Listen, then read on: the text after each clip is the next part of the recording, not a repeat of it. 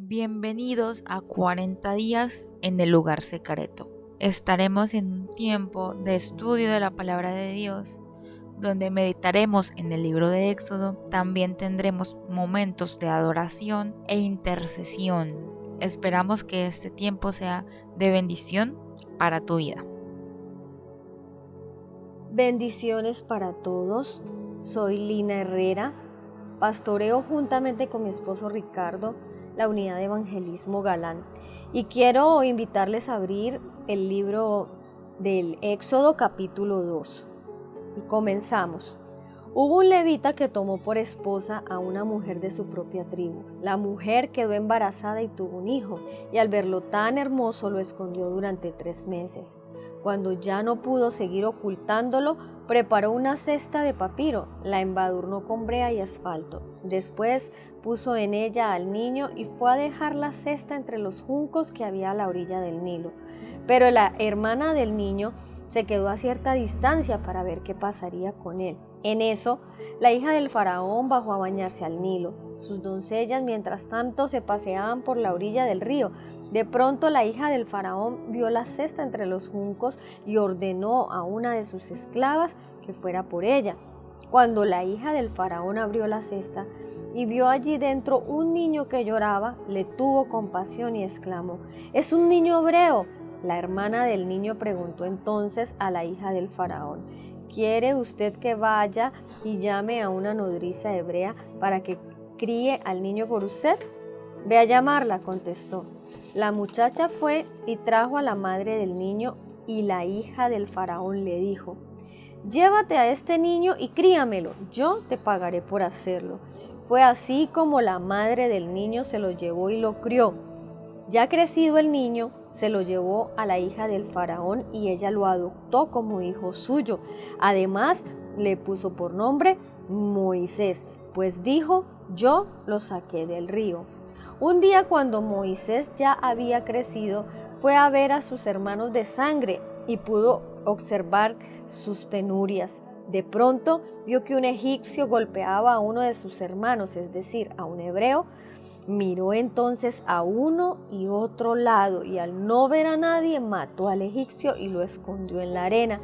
Al día siguiente volvió a salir, y al ver que los 2 hebreos peleaban entre sí, preguntó al culpable: «¿Por qué golpeas a tu compañero?».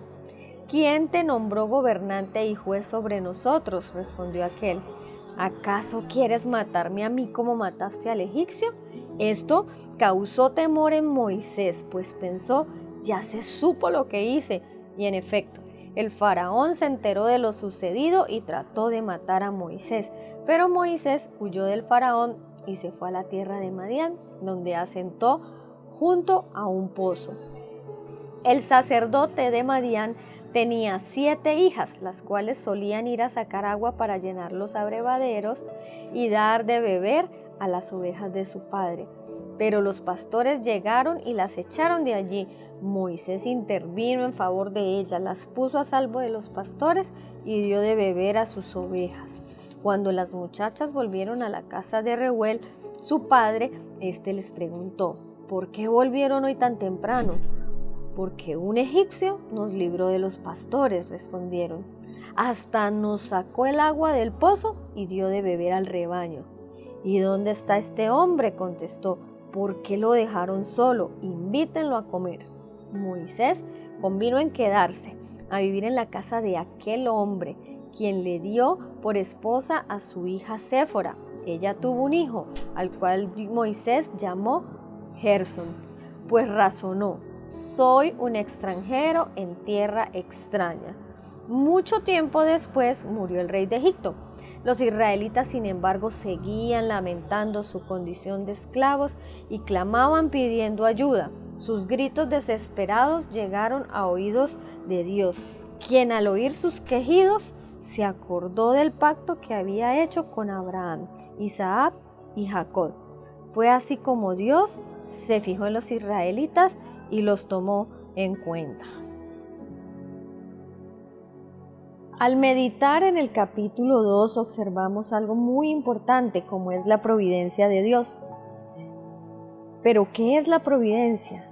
¿Qué es la providencia de Dios? dicho vocablo latino no solo tiene el sentido de que Dios previamente conoce todas las cosas, sino que las provee, las prepara, las planea y las arregla con conocimiento de antemano. Así que la providencia de Dios significa no solo que Dios tiene una visión previa de las cosas, sino que Dios las provisiona, las supervisa y las cuida con una determinación anticipada. Esto quiere decir que Dios tiene el control de todas las cosas, que nada se escapa de sus manos, nada se escapa de sus ojos, que Él está detrás allí haciendo que aún las cosas que el enemigo quiera venir a hacer o colocar en la vida del creyente para destruirlo, Dios las convierte en bendición. Dios hace que las crisis, que las situaciones difíciles se conviertan para nosotros un tiempo, un momento de ver la gloria de Dios, de ver la providencia de Dios en nuestras vidas. Y entendiendo esto, podemos comprender que el obrar de Dios a través de los hechos contados en este capítulo. Este capítulo comienza con la historia de una pareja que tuvieron un hermoso hijo en un tiempo muy difícil. No solo ellos, sino todo un pueblo se encontraban oprimidos por el faraón, quien era que gobernaba en ese tiempo en Egipto. Había una sentencia de muerte para todo hijo varón que le naciera a los hebreos. Estos debían ser echados al río para que murieran. Pero los padres de este niño, que se llama Moisés, decidieron ocultarlo por 3 meses, y al no poderlo ocultar más, decidieron colocar al niño en una canasta sobre el río Nilo. Y podemos observar en los 4 primeros versículos que Dios manifiesta su providencia en ese momento, porque es en ese momento de crisis, en ese momento donde el faraón cruel determina que todos los niños varones del pueblo hebreo tenían que morir. Y Dios decide enviar en ese preciso tiempo al libertador de Israel, a Moisés. Sus padres seguramente no sabían que él era el libertador de Israel. El pueblo de Israel tampoco lo sabía. El faraón tampoco lo sabía. Pero Dios puso en el corazón de sus padres, como dice Hebreos 11:23, que por la fe el recién nacido Moisés fue escondido por sus padres durante 3 meses, porque vieron que era un niño hermoso y no tuvieron miedo del edicto del rey. Ellos entendieron que era necesario que la fe en Dios siempre debe estar por encima del temor al hombre, que por encima de los problemas, de las crisis y de las dificultades, nuestra fe tiene que estar puesta en el Dios que tiene el control de todas las cosas. Ellos no dejaron que el miedo y el temor invadieran sus vidas, sino que confiaron en la providencia de Dios. En esta manera, luego podemos encontrar que en los versículos del 5 al 10, Dios envía providencia para Moisés. ¿Y qué fue la providencia para Moisés en ese momento? Fue la hija del faraón, porque si Moisés se hubiese mantenido más tiempo expuesto allí al río, seguramente el niño hubiera muerto.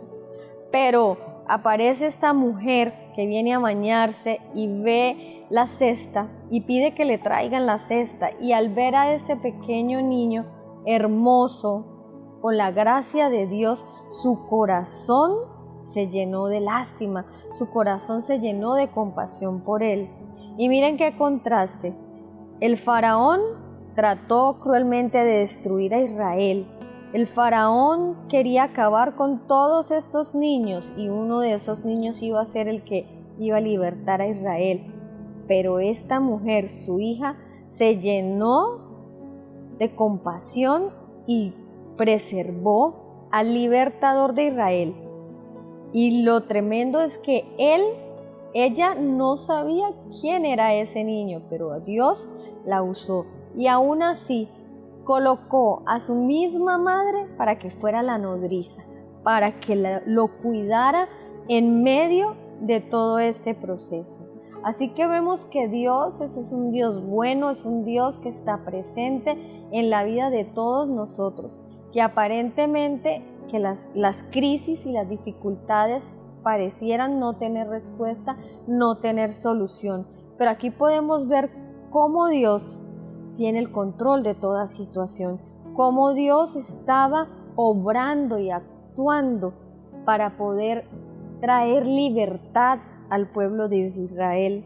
Luego en los versículos 16 al 22 podemos ver que Moisés encontró en Madián su lugar de la providencia de Dios. Aunque él estaba huyendo, aunque él estaba evadiendo las consecuencias de sus actos allí que habían ocurrido en Egipto, vemos que Dios en su misericordia lo coloca en una familia, y le da una esposa, le da un hijo.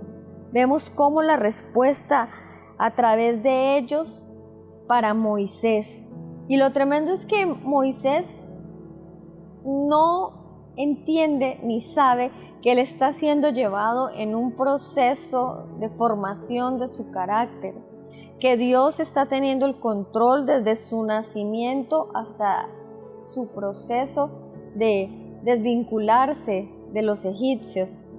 Vemos como Dios en Madián da la provisión para él, para que él sea formado en medio de una familia, para que él tenga la bendición de tener una esposa, de tener un hijo. Vemos cómo Dios obra en la vida de Moisés, como Dios desde allá, desde las aguas, pone una mujer como la hija del faraón para preservarle la vida, y cómo lo lleva en el desierto y lo lleva a Madián a conocer a su esposa y Dios darle un hijo y ser preparado. Y lo más interesante lo encontramos en el versículo 23, 24 y 25, porque esto nos hace entender que Dios obra con un propósito en nuestras vidas, y vemos cómo se da cumplimiento lo que dice la Escritura, cuando para los que amamos al Señor todas las cosas nos ayudan a bien, para los que conforme a su propósito hemos sido llamados. Entonces nos damos cuenta que este proceso que se resume en este capítulo 2 tiene una respuesta, y el versículo 22 en adelante dice: ella tuvo un hijo al cual Moisés llamó Gersón, pues razonó: soy un extranjero en tierra extraña. Y el 23, mucho tiempo después murió el rey de Egipto. Los israelitas, sin embargo, seguían lamentando su condición de esclavos y clamaban pidiendo ayuda. Sus gritos desesperados llegaron a oídos de Dios, quien al oír sus quejidos se acordó del pacto que había hecho con Abraham, Isaac y Jacob. Fue así como Dios se fijó en los israelitas y los tomó en cuenta. ¿Sabe qué nos muestra este versículo último que estamos leyendo? Que todo el proceso donde Dios guardó la vida de Moisés, porque él era la providencia para Israel, él era el libertador, era la persona que él iba a usar para sacar al pueblo de la esclavitud de Egipto, para darle respuesta a este clamor, a estas oraciones, a estos desesperos, porque ellos clamaban pidiendo ayuda, porque ellos lamentaban su condición de esclavos, pero no sabían cómo salir de ellas. Así que Dios de antemano preparó a un hombre llamado Moisés para traer la libertad al pueblo de Israel. Asimismo, nosotros debemos confiar en la providencia de Dios, que viene a traernos libertad, viene a traernos salvación, viene a traernos restauración a nuestras vidas. Mis hermanos, Les invito a que continuemos orando a partir de este momento, el siguiente tiempo que nos queda en esta mañana. Bendiciones.